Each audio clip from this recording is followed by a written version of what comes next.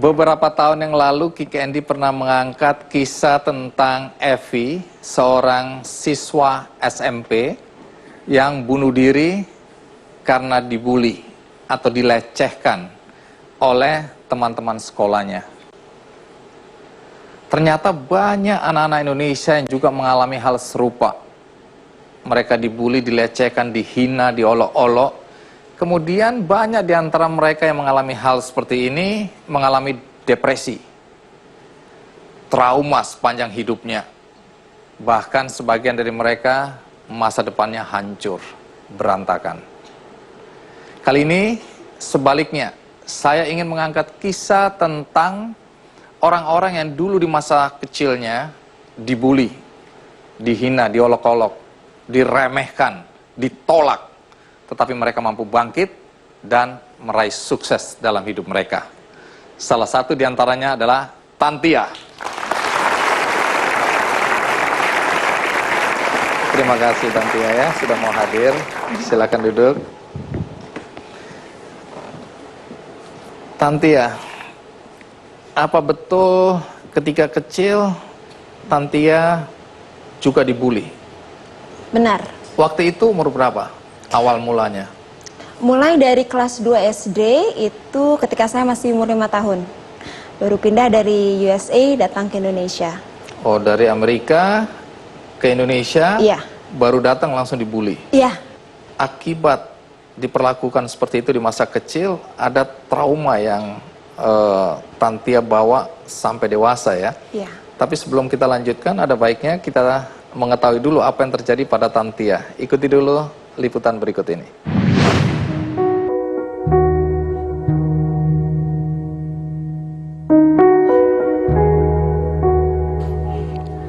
Masa-masa sekolah adalah masa di mana kita bertemu teman-teman baru, menjalin persahabatan, dan mengukir kenangan indah yang tak terlupakan hingga dewasa. Namun pengalaman Tantia Dian Permata Indah atau akrab disapa Tantia semasa sekolah tidaklah semanis kisah-kisah tersebut. Sejak kelas 2 SD, gadis kelahiran Jakarta 30 Maret 1990 ini sudah merasakan pahitnya menjadi bulan-bulanan teman sekolahnya.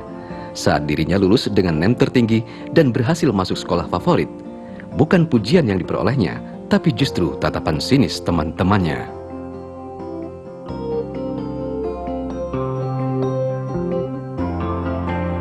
Lulus SMA dengan prestasi akademik yang mengagumkan, diterima di universitas ternama tanpa tes, dan ikut serta dalam berbagai lomba ilmiah tingkat internasional adalah sederet prestasi yang Tantia torehkan dan mendapat pujian dari dosen-dosennya. Namun di lain pihak teman-temannya justru terus membulinya dengan perkataan dan tindakan yang kerap membuat hatinya sedih. Perlakuan tidak menyenangkan ini dialaminya selama 15 tahun. Anak dari pasangan Hari Sutanto dan Tini Hendartini ini mengaku tetap tegar dengan segala cemoohan yang diterimanya berkat nasihat dan dukungan kedua orang tuanya. Gadis yang lulus di usia 20 tahun ini berhasil membuktikannya dengan IPK tertinggi 3,90 saat lulus dari Fakultas Ekonomi Universitas Indonesia. Tantia itu anak yang sangat percaya diri. Dan saya yakin bahwa Tantia punya potensi sangat besar, dibekali dengan keinginan dia untuk lebih baik, lebih berkarakter, lebih menjiwai perannya sebagai public figure. It's everything buat saya. Jadi orang mungkin melihat Tantia sebagai pribadi yang aneh. Buat saya bukan pribadi yang aneh, karena she is unique. Unik itu punya kekuatan lain untuk merubah, dalam tanda kutip, merubah peradaban sekalipun, dan dia akan menjadi contoh bagi yang lain. Sebagai orang tuanya bangga, sangat bangga. Disiplin dan kerja keras yang dilakukannya selama ini membuahkan hasil. Menjadi korban bullying tidak membuat dirinya lantas putus asa. Ia berhasil bangkit dan menggapai sukses. Kini di usianya yang masih 24 tahun, Tantia sudah menjabat sebagai Head of Partnership di sebuah perusahaan travel ternama Traveloka. Tantia berharap apa yang dilakukannya dapat menginspirasi banyak generasi muda lainnya. Untuk itu, ia tidak lupa untuk berbagi dengan sesama, dengan menjadi relawan dan mengajar anak-anak jalanan di daerah Manggarai. Saya yakin bahwa banyak sekali kejadian dan masa lalu yang kita alami dan tidak semuanya menyenangkan. Saya yakin juga bahwa banyak yang mengalami kondisi seperti yang saya hadapi. Namun yang terpenting adalah bagaimana kita bisa mengumpulkan keberanian dan menatap jauh ke depan. Jadi apapun kondisi yang kita alami, baik itu buruk ataupun sangat kelam, yakinlah bahwa kita akan menjadi seseorang di masa depan. So it's about how many times you can get up again and be the person that you want to be.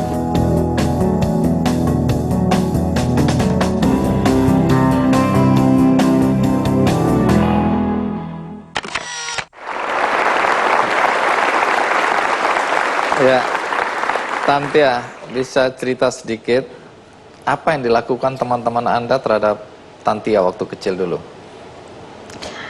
Dimulai ketika saya datang pertama kali di kelas 2 SD, saya menjadi anak yang cukup berbeda dari teman-teman yang lainnya. Bedanya apa? Karena saat itu saya satu-satunya anak yang sudah bisa berbahasa Inggris, dan juga secara mungkin tampilan fisik agak berbeda karena lama di USA. Kemudian yang dilakukan adalah, karena saya tidak bisa mengikuti awalnya pelajaran di Indonesia, mengata-ngatai saya bahwa, kamu ini bego, masa tulisan Arab aja nggak bisa sesimpel itu, dan sebagainya. Pindah ke Jakarta, berkembang lagi, Tantia ini cuma mau pintar sendiri, Tantia ini cari muka guru, Tantia ini kalau ulangan nggak mau kasih contekan ke teman-temannya. Jadi Tantia ini anak yang pintar sendiri aja, pelit dengan yang lainnya. SD lulus, masuk ke SMP, beda lagi olok-olokannya. Dan terus berlanjut sampai dengan selesai kuliah, bervariasi terus. Apa yang Tantia lakukan ketika dibully oleh teman-teman waktu itu?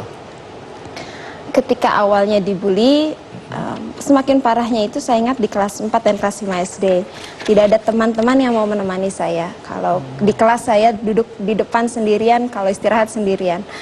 Saat itu yang saya lakukan adalah menarik diri dari pergaulan. Kemudian ada perubahan yang signifikan. Dari awalnya Tanti yang ceria, senang main-main dengan tetangga dan sebagainya, menjadi Tanti yang sangat serius sekali. Bahkan malam minggu pun saya belajar, gitu istilahnya. Karena saya tidak punya pelarian lain kecuali belajar. Buat saya belajar itu hiburan. Baik, dan itu berlangsung dari kecil sampai, saya ngomongnya kok jadi kecil, dari kecil sampai dewasa ya, 15 tahun lamanya. 15 tahun. Dibully. Ya. Apakah guru tahu bahwa Tantia dibully oleh teman-teman sekolah? Ketika kelas 5 SD, ibu saya pernah bilang ke guru. Jadi bahwa ini kondisinya Tantia sampai tidak mau masuk sekolah gitu. Kemudian guru berusaha melakukan fungsinya sebagai guru, yakni mengingatkan kepada anak-anak, ada di antara kalian yang merasa tersisihkan, karena itu teman-teman harus menemani dia. Tetapi saat itu malah semakin menjadi. Jadi, oh ini pasti Tantia. Tantia ini kayaknya selain cari muka juga tukang lapor ke guru. Salah lagi. Jadi orang tua tahu bahwa Tantia dibully ini atau dilecehkan, diolok-olok, diejek di sekolah itu kapan? Mulai dari kelas 4 SD sudah tahu. Karena ada perubahan yang signifikan ya. Mungkin tidak secara fisik karena tidak ada membuli saya secara fisik, tetapi secara psikologis menjadi anak yang tertutup. Dan itu tidak seperti ciri anak pada umumnya. Karena itu ya orang tua saya berusaha melakukan apa fungsinya, melindungi saya dan juga mengingatkan kepada guru bahwa ini anak saya mengalami kondisi ini. Sebagai anak yang dilecehkan seperti itu, saya boleh tahu nggak apa sih yang betul-betul dirasakan? Kalau kita bicara Evi bunuh diri, pernah nggak terlintas di benak Tantia untuk melakukan hal yang sama? Rasanya berkali-kali Bang Andi. Mungkin kalau kita melihat sekarang itu hal yang sederhana, cuman nggak ada temennya kok jadi masalah. Iya. Tapi kalau saat itu menjadi seorang anak, hal yang terpenting bagi anak adalah memiliki teman. Dan teman saya tidak punya saat itu. Jadi rasanya buat apa saya ada gitu. Ke sekolah rasanya juga percuma, buat apa, gak menyenangkan. Di rumah juga tetangga tidak ada diajak main. Jadi saya merasa kenapa harus saya mengalami hal tersebut. Cuman Kalau pertanyaan kenapa nggak jadi, karena saya beruntung memiliki sistem pendukung yang baik, yakni Apa itu? orang tua saya.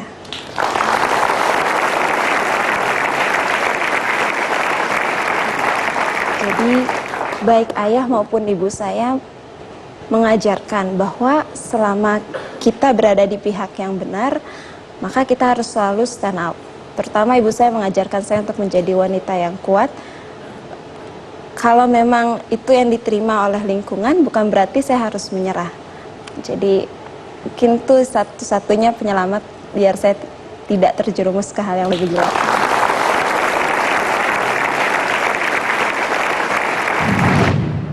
Anda boleh menjatuhkan saya, tapi berapapun kali Anda menjatuhkan saya akan bangkit lagi dan menunjukkan kepada Anda that I'm better than that.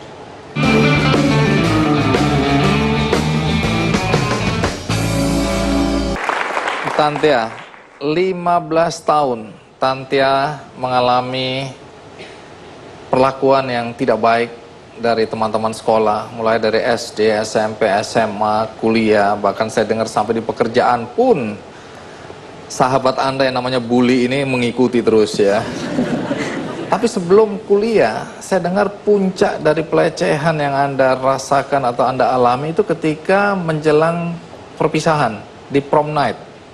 Apa yang terjadi waktu itu? Terjadi ketika SMP sebenarnya. Oh, SMP? Iya. Jadi di SMP saya ini ada pemilihan murid-murid dengan kategori tertentu. Disebarkan angket. Saat itu ada angket murid terfavorit, murid tercantik, terganteng. Terganteng itu saya, John. Terus? Ternyata saya dipilih menjadi murid tergaring. Saya diminta untuk foto untuk buku tahunan, kemudian langsung ini Tantia, ini tergaring ada tulisannya, dipasang di foto. Ketika prom night-nya saya diminta naik ke atas panggung, kemudian inilah murid tergaring dari angkatan kita. Dan semua orang mulai melihat kayak, oh. Terus Anda kok mau disuruh naik ke atas gitu? Karena semuanya melihat ke saya, ya saya harus naik ke atas panggung. Di atas panggung ditanyakan, Tantia coba berikan kesan dan pesan sebagai murid tergaring. Apa ya apa ya kesan pesan sebagai murid tergaring? Iya. Rasanya saya ingin sekali menangis karena itu prom night, kemudian saya dipermalukan di semua teman-teman saya. Kemudian yang saya katakan kepada teman-teman saat itu adalah, masih mending saya dapat kategori murid tergaring daripada teman-teman semua nggak dapat kategori apa-apa. Dengan air mata yang berlinang itu. Iya, udah menahan air mata sebenarnya. Oke, jadi situasinya memang berat juga untuk Anda ya. Anak masih SMP dipermalukan di depan umum. Nah, lompat ke kuliah. Kalau di kuliah apa yang terjadi pada Anda? Lebih ke arah black campaign kepada seluruh angkatan, bahkan lintas angkatan. Black campaign. Jadi zaman dulu sudah ada itu ya, kampanye hitam itu ya. Oke, menarik. Black campaign-nya apa? Black campaign bahwa Tantia ini adalah pribadi yang mau menang sendiri dan semua perlombaan apapun dia mau ikuti. Jadi gak usah berteman sama Tantia karena nanti gelar yang kalian punya akan diambil juga oleh Tantia. Itu buat saya menyakitkan karena saya di kuliah itu, kenapa saya melakukan itu, karena saya nggak punya pilihan lain kecuali itu. Itu adalah pelarian saya untuk mengikuti lomba. Tapi bagi teman-teman ternyata dianggap sebagai suatu sifat yang negatif. Sepertinya. Bahkan Tantia pernah mendatangi psikolog. Saya datang ke psikolog, kemudian menurut psikolog tersebut adalah karena Tantia membawa dendam dari sejak kelas 2 SD hingga kuliah tingkat akhir. Dan saat itu saya masih bisa mempicturize secara jelas siapa saja orang-orang yang melakukan hal tersebut kepada saya. Dan karena dendam itu yang membuat saya membentuk benteng diri pertahanan, sehingga dilihat oleh orang lain pencitraannya adalah Tantia ini seorang yang keras dan ofensif. Padahal itu adalah benteng pertahanan yang saya ciptakan agar saya tidak disakiti lagi. Karena Anda sudah pernah merasakan disakiti berkali-kali. Iya. Jadi Anda mencoba membangun benteng itu. Iya. Dan kemudian image-nya atau citranya seperti yang disampaikan oleh teman-teman. Iya. Apa tantangan terberat yang Tantia hadapi untuk bisa bertahan? Tadi ada bantuan psikolog, bantuan keluarga. Tapi dalam diri Tantia sendiri, apa yang Tantia bangun untuk mempertahankan agar Tantia tidak jatuh sebagaimana banyak anak-anak seperti Tantia yang hancur masa depannya? Sebenarnya benteng yang utama adalah karena saya tidak punya teman seperti yang saya harapkan, saya harus punya hal lain yang bisa saya banggakan. Karena itu kenapa saya terus mengikuti kompetisi dan pada akhirnya bisa memenangkan mahasiswa berprestasi tingkat nasional.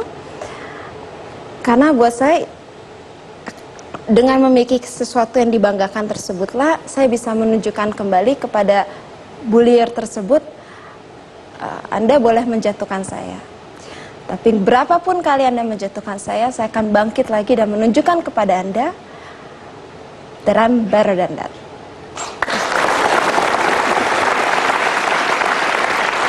Baik, sebelum kita lanjutkan Tantia, saya ingin juga mengajak Anda untuk melihat kisah tentang seorang pengusaha sukses yang pada masa kecilnya juga dibully atau dilecehkan, dihina, diolok-olok hanya karena namanya yang aneh.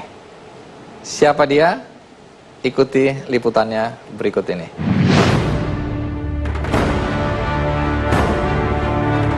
Bullying adalah sebuah perilaku agresif yang mengakibatkan seseorang merasa rendah diri dan tidak percaya diri.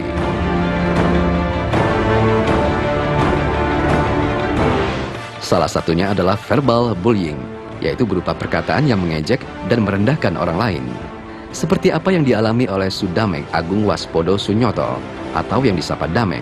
Namanya yang unik membuatnya menjadi target bullying oleh teman-teman sekolahnya. Setiap hari saat guru mengabsen dan menyebutkan namanya, teman-temannya selalu mencemooh dan menertawakan namanya tersebut. Saya tuh kalau lihat Damek gitu ya, orang ini dulu tuh apa punya masa depan gitu. Udah badannya kurus kayak orang kena drag, katanya gitu, rambutnya panjang, sekolah nggak pernah belajar gitu. Itu saya masih ingat kata-katanya. Nama Sudamek itu di Indonesia ya saya kira cuma satu aja gitu. Dan bagi saya setiap pagi itu kalau SMA kan di absen, dipanggil namanya satu persatu gitu. Dan momentum pada saat di absen itu bagi saya adalah momentum penghukuman tersendiri. Tidak hanya itu, teman-temannya juga kerap meledeknya dengan sebutan Deso karena ia berasal dari kampung. Damek pun merasakan tekanan batin dan berakibat pada menurunnya prestasi akademiknya. Namun Damek tidak mau terus-menerus menjadi korban. Masuk ke perguruan tinggi, Damek pun bangkit. Ia menorehkan prestasi yang luar biasa. Ia berhasil lulus dengan meraih 2 gelar sekaligus, yaitu Sarjana Ekonomi dan Sarjana Hukum dari Universitas Kristen Satria Wacana, Salatiga, Semarang. Di kampus ini jugalah ia bertemu dengan sang istri, Lani Rosiana. Kini ayah 3 anak ini dikenal sebagai seorang pebisnis sukses. Ia menjabat sebagai Chairman Garuda Food Group dan memimpin lebih dari 19.000 karyawan. Berbagai penghargaan pun diperolehnya, diantaranya adalah The Most Admired CEO tahun 2004 sampai dengan 2007. Damek membuktikan bahwa willpower atau kemauan yang kuat berhasil membuatnya menjadi sosok sukses seperti sekarang. Bahwa hidup itu nasib kita, itu yang menentukan adalah diri kita sendiri, bukan orang lain. Orang lain boleh membuli kita, bullying kita seperti apa, silahkan. Tapi ingat satu, bahwa nasib itu ada di tangan kita sendiri. Bullying itu vitamin, jangan membuat diri kita ditambah hancur. Itu harus jadi sumber motivasi bagaimana Anda merubah itu menjadi sebuah energi yang positif untuk berprestasi. Untuk minimal, sense of competitiveness kita itu membuktikan bahwa apa yang diledekkan pada kita, diejek pada diri kita itu tidak benar, bahkan adalah yang sebaliknya.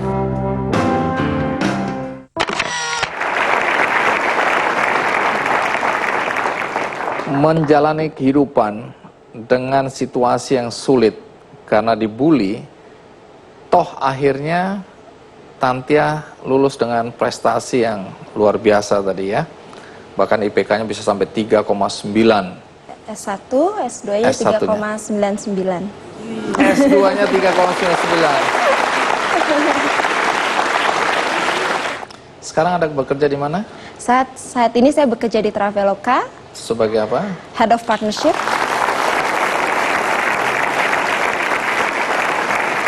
Kalau lihat Tantia sekarang, kita nggak percaya bahwa Tantia mengalami masa-masa sulit dalam kehidupan. Sekarang udah berhasil dan bahagia ya. Masih banyak anak-anak di luar sana, orang-orang di luar sana yang mungkin tidak bisa mencapai sukses dan bisa bangkit seperti yang Tantia lakukan. Adakah pesan atau nasihat yang ingin Tantia bagikan kepada mereka? Yang saya yakini adalah ketika kita menjadi target dari bullying tersebut, hal yang utama yang harus dilakukan adalah berani mengatakan pada diri sendiri, saya tidak mau lagi menjadi korban.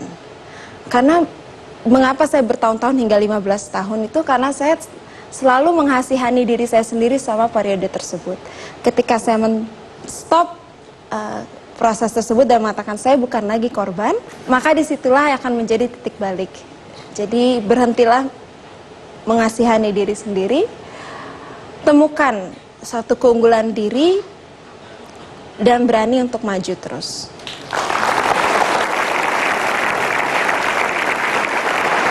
Baik, Tantia, terima kasih ya. Jadi kesalahan Anda adalah Anda miskin. Kesalahannya miskin dan berani punya cita-cita. Bapak saya cuma bilang gini, Mil, kita memang miskin harta, tapi jangan pernah kamu miskin cita-cita, nak.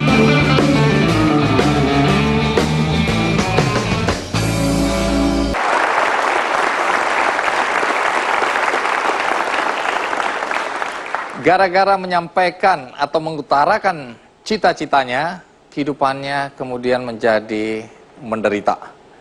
Dia diolok-olok, dihina, dilecehkan oleh teman-temannya. Apa sebenarnya yang menjadi cita-citanya dan siapa orang ini? Mari kita sambut Jamil Azaini. Iya, terima kasih. Silakan duduk. Mas Jamil, tentu semua orang ingin tahu apa sebenarnya yang terjadi pada Anda. Tapi sebelum itu, saya boleh tahu apa pekerjaan Anda sekarang? Sekarang saya sebagai trainer, sebagai inspirator, sama sebagai pebisnis.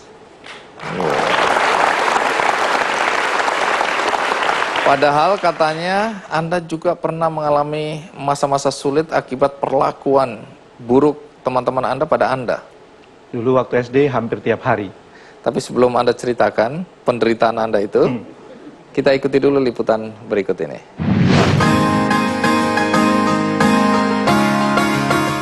Mimpi adalah kunci untuk kita menaklukkan dunia. Berlarilah tanpa lelah sampai engkau meraihnya. Lirik lagu Laskar Pelangi ini sangat tepat menggambarkan seseorang Jamil Azaini atau akrab disapa Jamil. Terlahir dari keluarga miskin, Jamil kerap dibully oleh teman-temannya karena kondisi ekonomi keluarganya. Namun pria kelahiran Purworejo 48 tahun yang lalu ini tidak lantas mengubur mimpinya menjadi insinyur pertanian. Dengan lapang dada, ia menerima segala celaan dan ejekan dari teman-temannya dan bahkan gurunya. Ia pernah mengatakan kepada dirinya bahwa ia tidak memiliki bakat menulis, sehingga sempat membuat dirinya trauma untuk menyalurkan hobi menulisnya. Cita-cita saya ingin menjadi insinyur pertanian. Ya, teman sekelas saya semua ketawa. Aneh bang melarat kok atlet insinyur pertaniannya. Bahkan guru saya juga ngomong, Mil, kalau punya cita-cita ya jangan tinggi-tinggi. Itu bagai pungut merindukan bulan. Saya bilang lagi, saya ingin jadi insinyur pertanian. Nggak mungkin lah, yang nggak bilang nggak mungkin saya tonjok. Harus ya. Hanya dia nangis, kumpulin teman-temannya. Begitu teman-temannya kumpul, ternyata mau ngeroyok saya. Dan akhirnya saya lari. Begitu saya lari, saya dikejar, nggak kena. Teman saya itu ngambil bambu, kemudian dilemparkan ke saya. Ini ngenai kepala saya ini. Ini saya sering sebut pitak insinyur pertanian. Ya. Saya nangis, diperban sama guru saya masih berdarah, diperban lagi berdarah. Akhirnya saya diantar pakai sepeda pulang ke rumah. Dan begitu sampai rumah, bapak saya memeluk saya. Ya, dan dia mengatakan, Mil, yang menentukan hidup kamu adalah kamu. Bapak mama sudah cukup lama dihina, nggak punya duit, nggak punya harta. Ya. Salah satu kebanggaan yang bapak harapkan, kamu nanti jadi insinyur pertanian. Ya. Jadi kalau saya sibuk bisnis, mau tidak menyelesaikan kuliah, saya membayangkan bapak saya. Ya udahlah, saya selesaikan kuliah ini buat bapak dan ibu saya. Berkat dukungan orang tuanya, kini ayah 5 anak ini bisa meraih sukses sebagai seorang trainer dan juga pebisnis. Ia juga berhasil membuktikan kepada gurunya yang dulu meragukan bakat menulisnya dengan menulis 4 buah buku yang terbilang bestseller. Baginya hidup ini layaknya bermain film. Setidaknya dibutuhkan skenario atau proposal. Bedanya kita menjadi aktor utamanya. Yang menentukan sukses tidaknya kita adalah menjalani hidup ke depannya. Mas Jamil, apa sih sebenarnya yang salah dengan cita-cita ingin menjadi insinyur pertanian ini? Iya, mungkin karena dulu keluarga saya itu keluarga termiskin kedua di kampung ya. Jadi kesalahan Anda adalah Anda miskin? Kesalahannya miskin dan berani punya cita-cita. Jadi saya waktu nulis cita-cita itu sebenarnya sudah sebelumnya dibully juga. Tapi dibulinya hanya dengan kata-kata. Tapi kemudian kalau saya dibully nangis, bapak saya cuma bilang gini, Mil, kita memang miskin harta. Tapi jangan pernah kamu miskin cita-cita, nak. Ya. Saya teringat film Cita-Citaku Setinggi Tanah. Jadi ketika di situ di film itu ketika semua murid lagi belajar, ibu gurunya bilang, anak-anak coba utarakan cita-citamu. Kamu, misalnya, si Badu, kamu Siti, kamu ini. Begitu, saya polisi, saya insinyur, saya dokter. Begitu sampai ke dia, cita-cita saya makan di warung Padang Bu Guru. Semua tertawa. Nah, itu cerita menarik karena ada konteksnya dengan beliau ini, ya. Tetapi apa yang membuat Anda terinspirasi menjadi insinyur pertanian? Ya, waktu itu kami tinggal di dekat perkebunan karet PTP 10. Sekarang menjadi PTPN 7. Di mana itu? Di Lampung. Lampung, oke. Ya, saya tinggal di tengah hutan waktu itu. Orang yang dikagumi, orang menjadi suri toladan, orang yang selalu dimintai bantuan kalau ada kegiatan itu adalah administratur kebun di perkebunan itu. Iya. Dan hampir semua administratur kebun itu adalah insinyur pertanian. Maka saya ingin jadi insinyur pertanian. Wah, kalau jadi insinyur pertanian enak ya, mobil dikasih, rumah dikasih, belanja dikasih, semuanya dikasih. Pinginnya seperti itu gitu dulu. Tapi bukan gara-gara cita-cita Anda untuk menjadi insinyur pertanian saja Anda dibully atau dilecehkan oleh teman-teman, tapi gara-gara bau tangan Anda ya. Itu waktu SMP. Apa yang terjadi? Apa yang salah dengan tangan Anda? Waktu SMP saya karena kemiskinan orang tua saya harus nyari biaya sendiri. Jadi jam 5:30 pagi saya masuk kebun karet, 5:30 pagi di Lampung itu masih gelap, Bang. Kalau di Jakarta sudah terang ya. Sampai jam 7 itu saya ngambil latek yang sudah membeku. Ya. Latek itu getah karet ya? Getah karet ya. Karena itu lateknya itu juga sudah bau, terus berat ya. Untuk anak usia 13 tahun kerja 1,5 jam, kemudian dibayar 4.000 sebulan. Ini pagi sebelum sekolah ya? Iya. Dan kemudian kalau ngambil latek itu kan dampaknya tangannya bau. Nah, kemudian begitu sampai sekolah dipanggil, Mil sini. Kemudian dicium dan kemudian diludahi. Teman-teman Anda? Iya. Besoknya lagi, Mil sini, cium, diludahi. Dan suatu saat saya pernah merasa, Mil sini. Karena merasa sudah saya pun berulang-ulang, maka saya cium. Begitu saya cium, dia ngeludahi tangan saya. Maka ngenai muka saya. Dan kemudian saya pulang. Sampai segitunya? Iya. Itu terjadi sehingga membuat Anda semakin dibully, semakin dihina. Iya. Dan waktu itu saya pulang, nangis. Pak, saya nggak mau sekolah. Saya nggak mau sekolah. Hampir tiap hari aku diludahi temanku, Pak. Ya. Ya, kata bapak saya, yang menentukan hidup kamu adalah kamu. Sekolah! Akhirnya, saya berangkat sekolah. Apakah guru-guru Anda tahu? Kalau guru saya, waktu saya dilempar, tahu. Kalau yang diludahi, tidak. Tapi guru saya juga ada yang ikut membuli saya juga. Ya. Hah? Membuli tapi bukan membuli fisik. Kalau teman saya tadi kan membuli fisik. Saya menyampaikan saya ingin jadi insinyur pertanian gitu kan. Istirahat dia bilang nggak mungkin, yang nggak mungkin kan saya tonjok.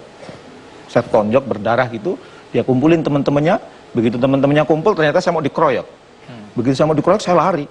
Begitu lari salah satu dari antara mereka ngambil bambu kemudian dilemparkan ke saya. Ini mengenai kepala sebelah kanan saya ini. Ini adalah pitak insinyur pertanian ini ya. Jadi untuk menjadi insinyur pertanian harus dilempar bambu dulu. Dan syaratnya kepalanya nggak boleh botak ya.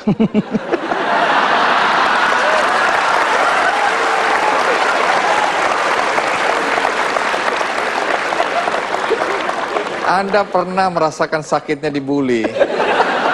Harusnya kan Anda tidak perlakukan itu pada orang lain. Tentu kami semua ingin tahu bagaimana Anda bisa seperti sekarang dan bisa menertawakan masa lalu yang pahit ketika Anda dibully oleh teman-teman sekolah. Tapi kita rehat sejenak, saya akan segera kembali. Ya, Men. Baru kali ini Bapak dihina di depan anak Bapak, Men. Bapak malu, Men. Bapak harus menjaga harga diri keluarga, Men. Kamu harus menjadi insinyur pertanian, Men. Supaya kamu nggak dihina seperti sekarang, Men.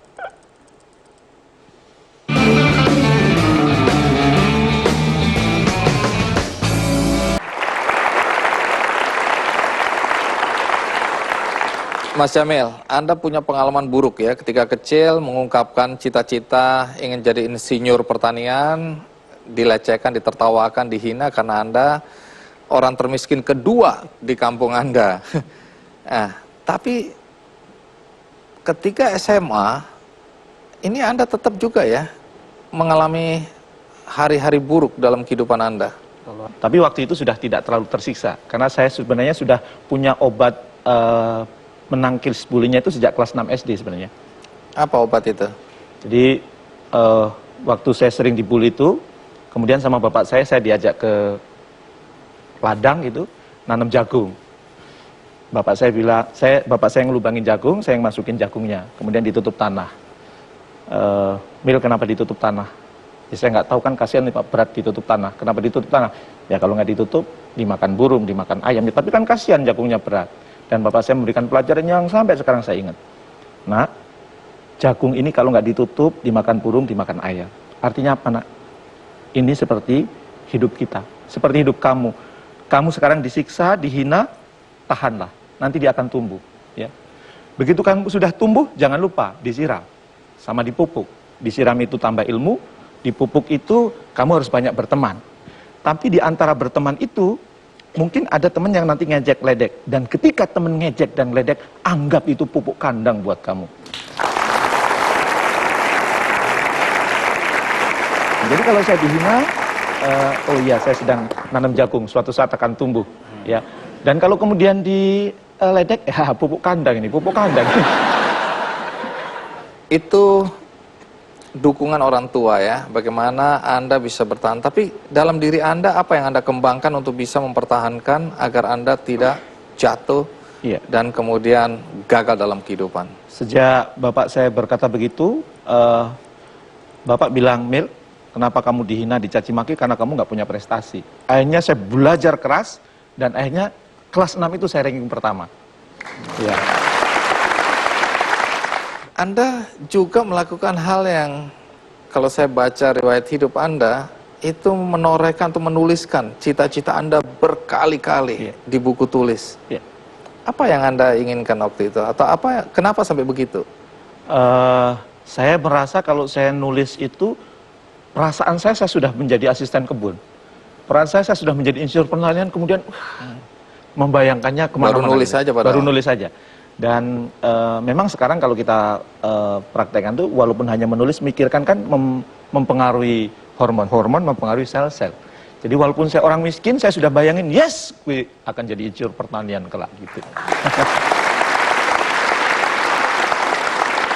Kalau di film Cita-Citaku Setinggi Tanah tadi, nasihat dari kakeknya kepada anak miskin ini adalah, cita-cita bukan hanya dituliskan, tapi cita-cita harus diwujudkan.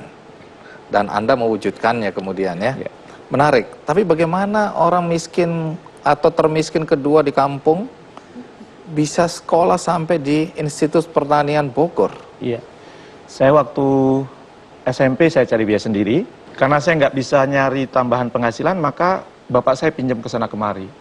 Dan pada saat itulah ketika saya SMA itu, saya sering mendengar dan saya sering melihat, menyaksikan dengan mata kepala sendiri, bapak saya yang dibully oleh orang-orang di kampung. Apa yang diperlakukan terhadap bapak Anda?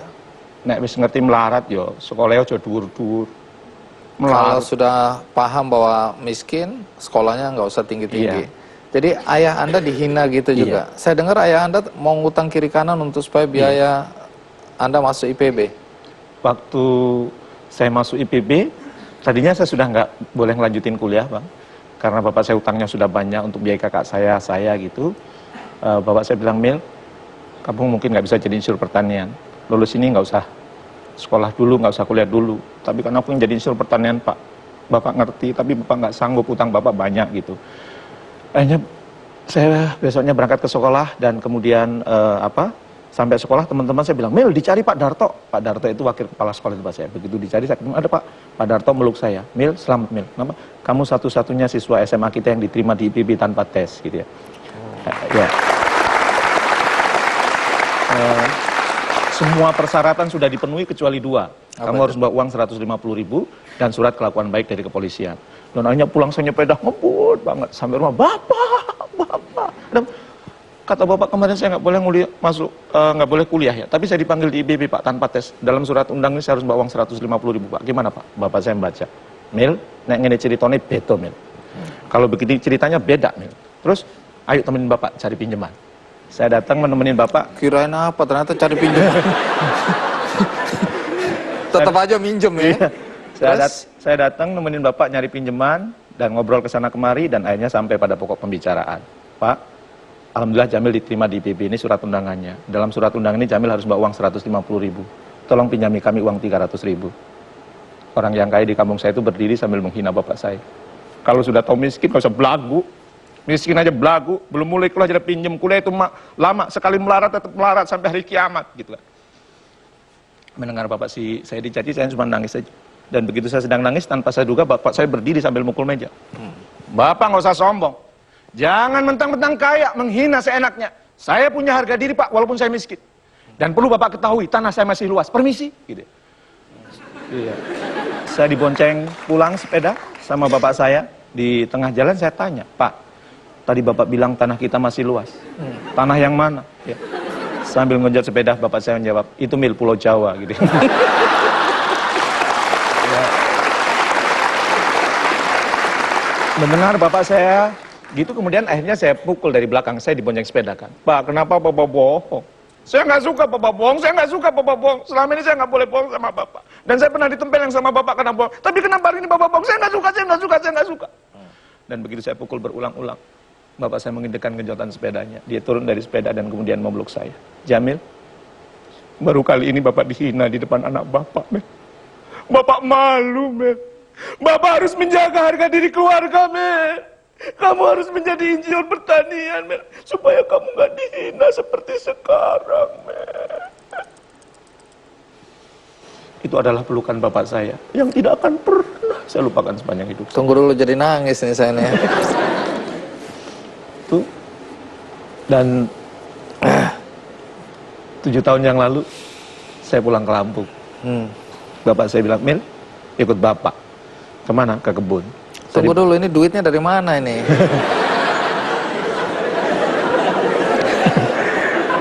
Ya, akhirnya Bapak saya cari pinjaman sama ibu dan kakak saya. Oh, akhirnya dapat pinjaman. Dapat pinjaman. Syukur, alhamdulillah.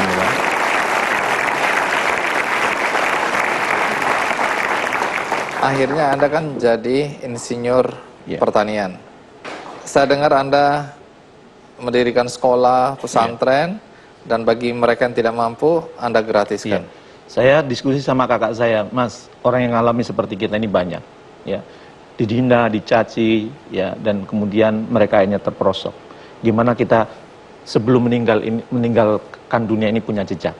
Dan menurut pengalaman kita kan, kita bisa putus dari rantai kemiskinan, itu karena pendidikan. Yuk kita mendirikan sekolah. Akhirnya saya sama kakak saya mendirikan sekolah di Lampung, SMP, SMA, dan itu gratis buat yang miskin.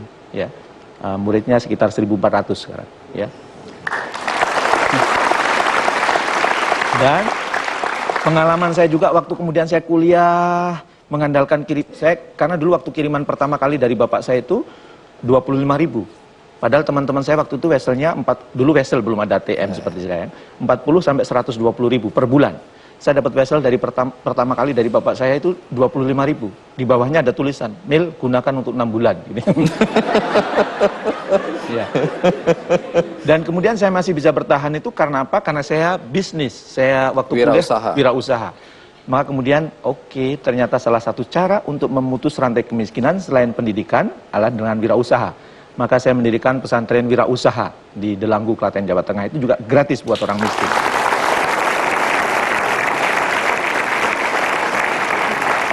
Di ujung ini ada pesan yang ingin Anda sampaikan kepada siapapun yang pernah mengalami hal yang sama seperti Anda. Kalau saya pesannya ke dua pihak nih. Iya. Yang pertama kepada yang menerima bully dari orang lain, ingat pepatah, laut yang ulung tidak akan lahir di laut yang tenang. Orang-orang yang hebat tidak akan pernah lahir dari orang yang tidak pernah mendapat cobaan dan ujian. Jadi kalau kita dibully, disiksa atau dihina, Anda harus tahu bahwa itu tanda bahwa Anda akan menjadi orang hebat dengan catatan sabar, ya kan? Yang kedua buat orang tua, ya. Orang kadang-kadang waktu saya dulu kecil itu kalau dibully kan bingung, temennya semuanya kok membenci, temennya semua kok nggak suka, kemana saya harus mengadu. Untung saya punya orang tua yang luar biasa, yang dia mendengarkan cerita saya, yang dia kemudian mengayomi ya saya, yang kemudian dia memeluk saya, dan kemudian dari situ saya perlu ketenangan. Jadi pesan buat orang tua, sebagai orang tua tugas kita bukan hanya bagian produksi, ya, bukan hanya melahirkan. Ya. Tugas kita adalah kapan kita harus tahu mendengarkan anak kita, supaya dia ketika ada problem segera curhat. Kapan kita menyediakan waktu yang berharga buat mereka, ya. Jangan sampai di momen-momen penting kita tidak ada di sekitar anak kita. Jadi saya yakin bully itu dapat segera diketahui kalau hubungan antara orang tua dan anak itu sangat dekat. Jadi sebagai orang tua, sediakan telinga Anda, sediakan pelukan Anda, dan kadang-kadang kita pun harus bermain-main sama anak kita. Terima kasih.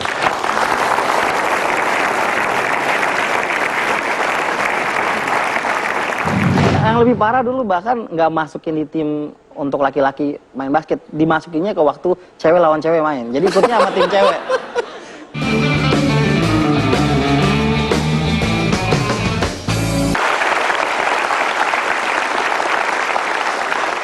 Ketika duduk di bangku sekolah, dia diperlakukan buruk oleh teman-temannya.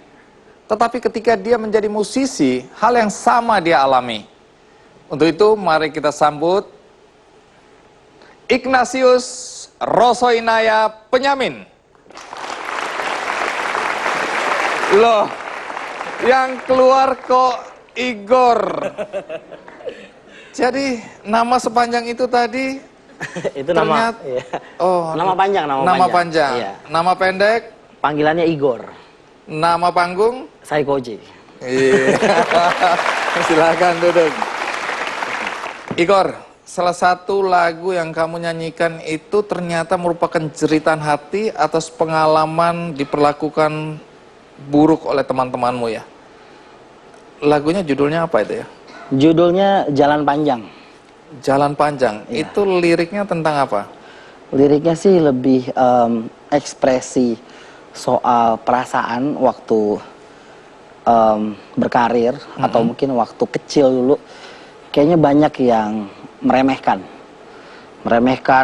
meragukan, bahkan mencela gitu.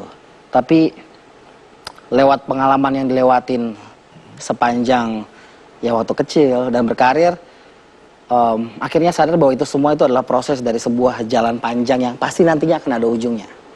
Makanya jadi lagu itu judulnya Jalan Panjang. Tapi sebelum kita lanjutkan, ada baiknya kita simak liputan berikut ini. Apapun mereka bilang, tekadku takkan hilang. Jalanku masih panjang, garis akhir yang ku pandang. Apapun mereka bilang. Ignatius Rosoinaya Penyamin atau lebih dikenal dengan nama Saikoji adalah salah satu rapper Indonesia yang dikenal lewat lagu-lagunya, yaitu Sawot Gitu Loh, Jomblo, serta Online. Yang malamku selalu menatap layar tempatku untuk online. Jari dan keyboard beradu, pasang earphone dengan lagu. Aku online. Jadi kayak lo hip hop bling bling. Pria kelahiran Balikpapan 8 Juni 1983 ini mengaku bukanlah perkara mudah bagi dirinya untuk menjadi seperti sekarang. Saikoji atau biasa disapa Igor ternyata pernah menjadi korban bullying saat masih di sekolah, yang kemudian membuatnya menjadi sosok yang tertutup dan lebih suka menghabiskan waktu sendiri dengan mendengarkan musik. Selain dari itu, satu pengalaman juga yang nggak enak yang saya rasain beberapa tahun di SMP itu adalah dibully, di trip yang nggak enak justru sama cewek-cewek. anak-anak perempuan di sekolah tuh entah kenapa sebagian besar mereka tuh juga kayaknya apa ya, dengan omongan mereka, dengan kata-kata mereka tuh bisa nyakitin hati banget ya. Apapun mereka bilang, tekadku takkan hilang. Bagi Igor, musik tidak sekedar hobi. Ia pun kemudian mulai bergabung dengan komunitas rapper. Tapi lagi-lagi ia mendapat perlakuan yang kurang menyenangkan dari komunitas tersebut. Namun Igor tidak tinggal diam. Ia justru menjadikan cemoohan dan ejekan sebagai inspirasinya dalam berkarya. Kini, Igor tidak hanya dikenal sebagai penyanyi rapper, tetapi juga pemain film. Ia juga aktif dalam berbagai kegiatan sosial. Apapun mereka bilang, tekadku takkan hilang, jalanku masih panjang, garis akhir yang ku pandang. Jangan pernah takut, jangan pernah pusing kalau misalnya ada yang ngebully. Pastiin bahwa kita punya masa depan yang lebih oke daripada apa yang bully-bully itu bilang, karena jalan kita masih panjang.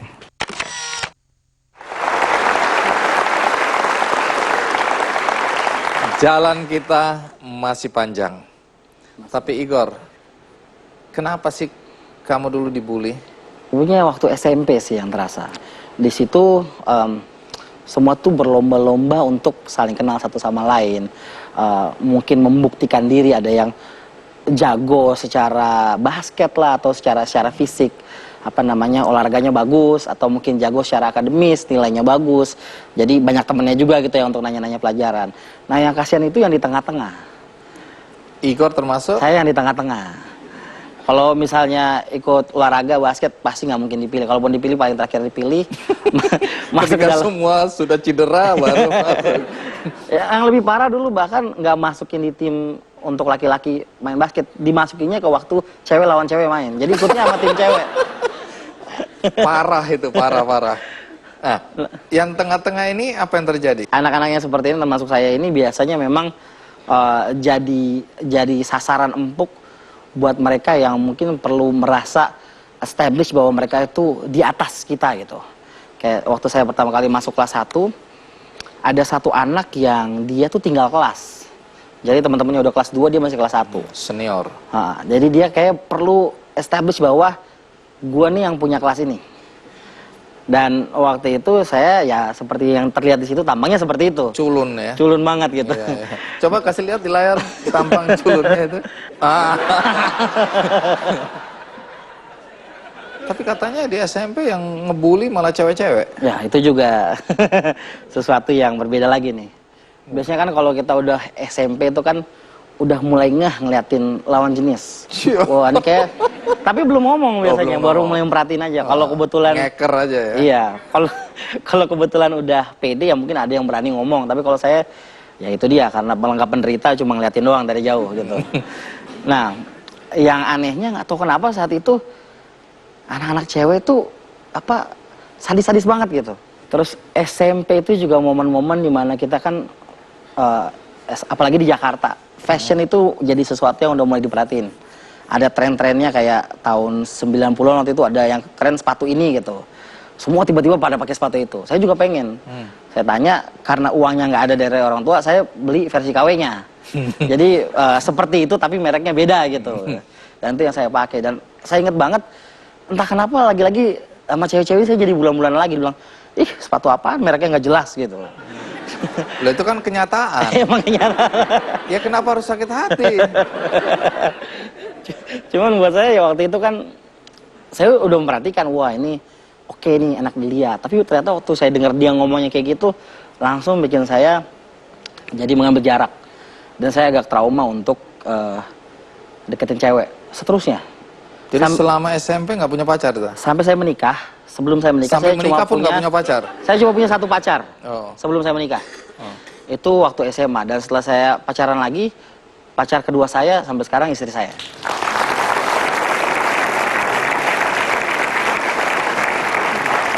Baik, di sini ada Ibu Ratna Juwita, seorang psikolog. Mungkin kita tanya sedikit ke Ibu Ratna ya. Pertama tentang istilah bully ya. Itu pengertiannya apa sih? Perlakuan apa yang masuk kategori bullying? Jadi bullying itu adalah perilaku yang memang bertujuan untuk menyakiti yang dilakukan oleh seseorang atau sekelompok orang terhadap seseorang atau sekelompok orang yang merasa korbannya itu merasa tidak berdaya untuk melawan. Nah, bentuk bullyingnya bisa fisik, mulai dari cuman senggol-senggol, cubit-cubit, sampai menyakiti lebih sadis. Bisa verbal, bisa juga sosial. Jadi kalau verbal dengan kata-kata, kalau sosial itu mengucilkan, memfitnah, bahkan kalau sekarang ada yang namanya cyberbullying, yang jadi bullying yang dilakukan melalui media-media cyber. Itu sudah bisa masuk kategori bullying tadi ya. Nah, biasanya apa dampak yang dirasakan, dialami oleh orang-orang yang dibully, orang-orang yang dilecehkan tadi, orang-orang yang diperlakukan buruk tadi? Apa biasanya dampak nyata yang terjadi dalam kehidupan orang seperti itu? Ya, memang biasanya yang dampak paling umum adalah merasa depresi, merasa tidak berharga di depan orang lain, dan yang paling menyedihkan adalah si korban itu merasa bahwa kesalahan itu terletak pada mereka. Jadi karena mereka miskin, karena mereka cara bicaranya beda dengan yang lain. Padahal seseorang pelaku bully itu sebetulnya bukan mencari orang yang bicaranya beda atau penampilannya beda, tapi mereka mencari orang yang bisa dibully. Jadi pelaku bully itu punya kebutuhan yang besar untuk menunjukkan dia punya power, dia punya kekuasaan. Nah, kalau tadi saya cerita di awal acara ini bahwa ada Evi yang tidak tahan kemudian bunuh diri, sementara ada Saikoji, ada Tantia tadi, ada Mas Jamil yang mampu bertahan, bahkan sebaliknya menunjukkan bahwa mereka bisa sukses. Apa bedanya antara orang-orang yang kalah terpuruk dan kemudian hancur masa depannya dengan mereka yang mampu bangkit? Memang yang menyedihkan dalam bullying adalah ada juga korban silent victim yang bahkan kadang-kadang kita nggak tahu bahwa mereka korban. Jadi kalau kenapa ada korban yang bisa bangun, ya memang itu ada faktor kepribadian tentu, ada faktor dukungan dari keluarga atau dari orang-orang lain yang bisa membantu. Kita lihat dari kasus-kasus tadi kan ada yang orang tuanya sangat mendukung, ada yang juga ada orang tua, ada psikolog. Kalau Igor keinginannya untuk mencapai sesuatu, untuk menunjukkan lewat musik itu yang begitu kuat. Masih banyak orang tua yang tidak menyadari bahwa anaknya adalah korban.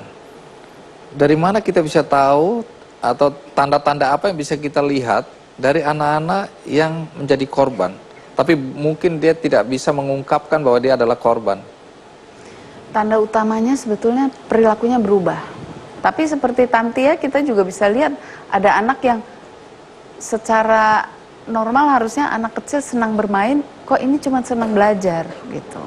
Itu jadi perbedaan-perbedaan itu yang sebetulnya harus diwaspadai orang tua. Tapi memang betul di Indonesia ini tidak semua guru paham tentang apa sebetulnya bullying, sehingga kadang-kadang orang tua melapor kepada guru bukannya terbantu malah tambah dipermalukan. Sehingga saya pikir memang perlu ada program khusus dalam pendidikan guru supaya bisa lebih memahami keadaan psikologis anak. Baik, terima kasih Bu Ratnawa.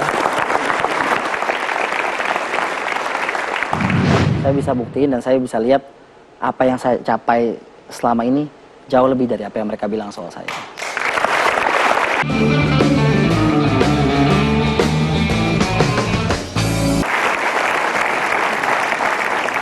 Omong-omong, namamu waktu lahir dan sebelum menjadi musisi itu kan Ignatius Rosoinaya Penyami. Iya.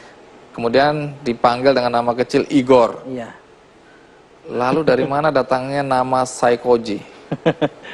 Nama Saikoji itu muncul karena gini, saya orangnya walaupun udah SMA-nya lebih enak berteman, tapi karena udah pembawaan terbiasa menyendiri, sama aja saya juga tetap suka menyendiri dan dengerin musik. Jadi kerjaan saya kalau istirahat adalah dengerin musik, udah nongkrong di kelas, di pojokan gitu. Sampai satu kali ada satu kakak kelas yang ngeliatin saya dan dia nyeletuk. Dalam pikiran saya dia bercanda, saya nggak ngerasa sakit hati, saya tahu dia bercanda. Dia cuma bilang, "Oh halo, psycho lo, kayak tong sampah lo di ujung kelas mulu dengerin lagu gitu.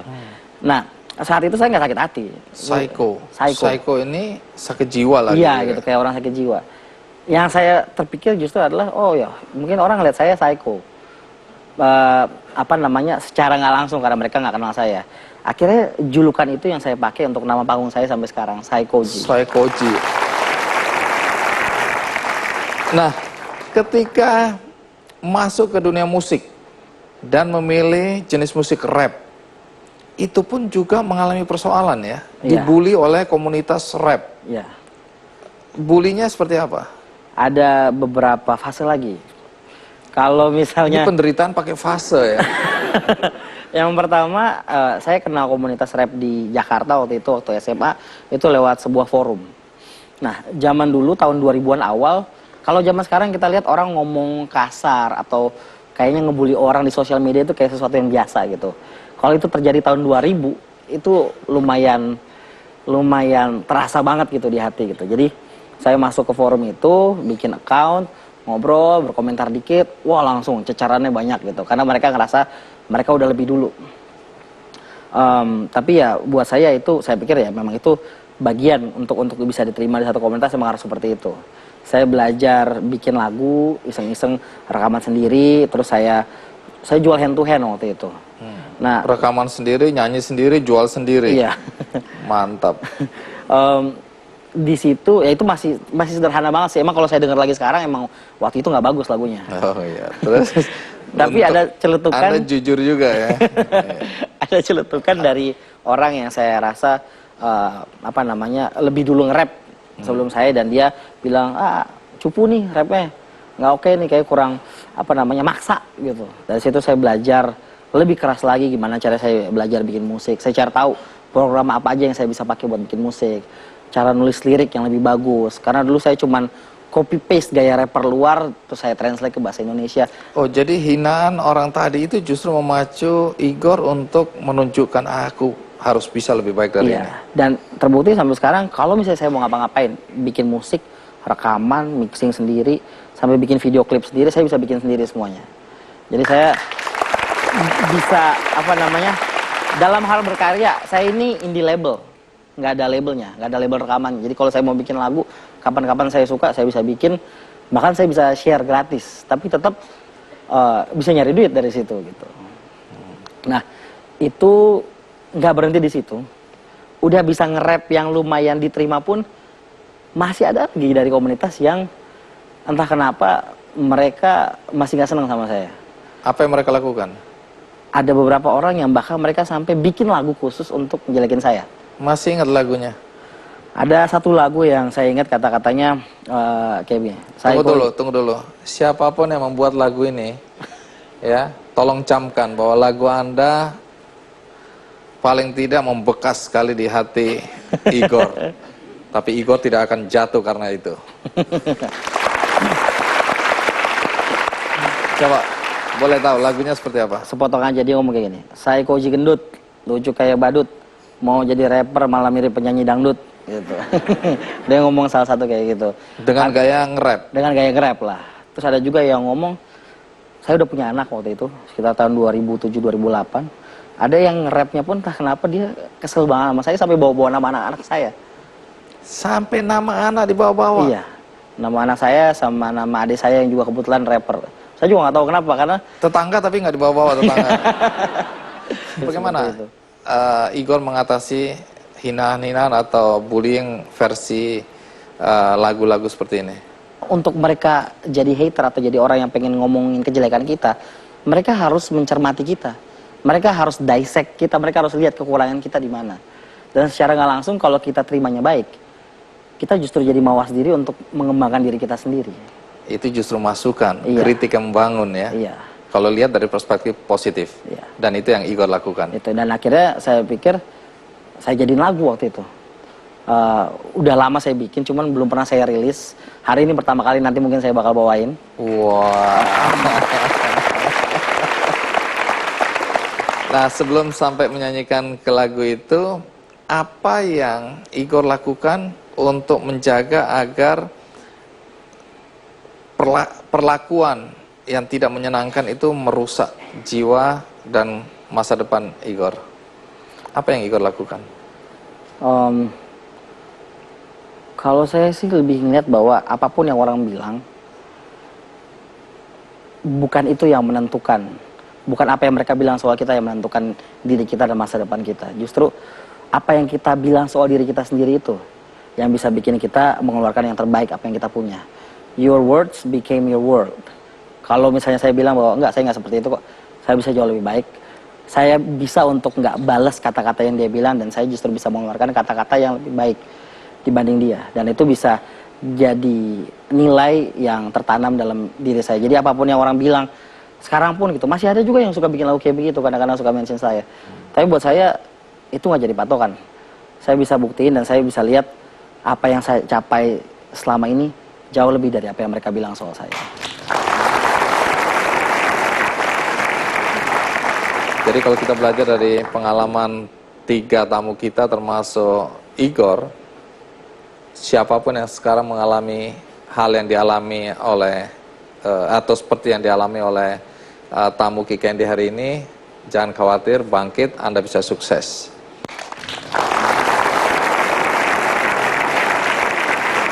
Jadi di akhir acara ini Igor akan menyanyikan satu lagu. Iya. Dan lagu ini sebenarnya berkaitan dengan pengalaman Igor yang dibully itu. Iya. Oke? Sebelum kita berikan tepuk tangan yang meriah untuk Igor, saya ingin membagi satu buku yang pastinya sesuai dengan apa yang kita bicarakan hari ini. Light Up Your Life dari Diana Cooper, dan ini akan menjadi milik Anda satu-satu yang ada di studio.